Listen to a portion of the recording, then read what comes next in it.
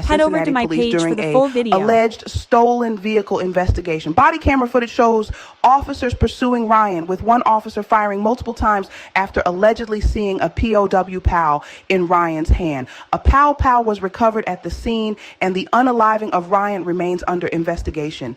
Now, the following day after viewing the body camera footage, Hinton allegedly drove his vehicle into Hamilton County Sheriff's Deputy Larry Henderson, who was directing traffic at a University of Cincinnati graduation ceremony. Prosecutors claim this act was intentional, describing it as a targeted unaliving motivated by grief and anger over his son's passing. Hinton has pleaded not guilty to charges including aggravated unaliving and felonious assault. Hinton's defense is planning to argue not guilty by reason of insanity, citing emotional distress.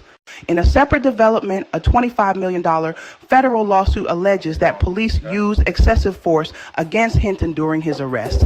This lawsuit, filed by Antoinette Holloway, a woman from Atlanta with no direct connection to Hinton, nobody even knows her, but she claims that he was subjected to excessive force due retaliation.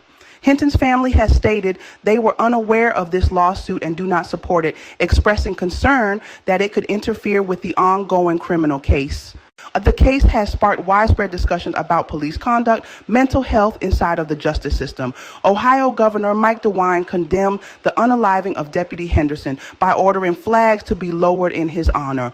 They've called for transparency and justice. In both cases, the shooting of Ryan Hinton and the subsequent events involving his father.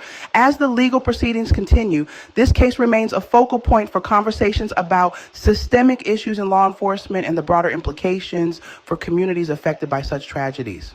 During his arraignment on May 13, 2025, Rodney Hinton Jr. entered a plea of not guilty to charges including aggravated unaliving and felonious assault in the unaliving of Deputy Larry Henderson. The court proceedings were marked by a significant presence of law enforcement officers, which some observers described as a coordinated effort to intimidate. Hinton's attorney, Clyde Bennett, indicated plans to pursue a defense of not guilty by reason of insanity, citing emotional distress following the death of his son, Ryan Hinton. During the hearing, Judge Jody Liebers inquired about Hinton's current medications. Hinton responded that he was taking antidepressant. Further questioning on this topic was halted by his attorney. As Hinton was being escorted out of the courtroom, he appeared to utter words towards the gallery, though the specific content of his statements was not clearly captured.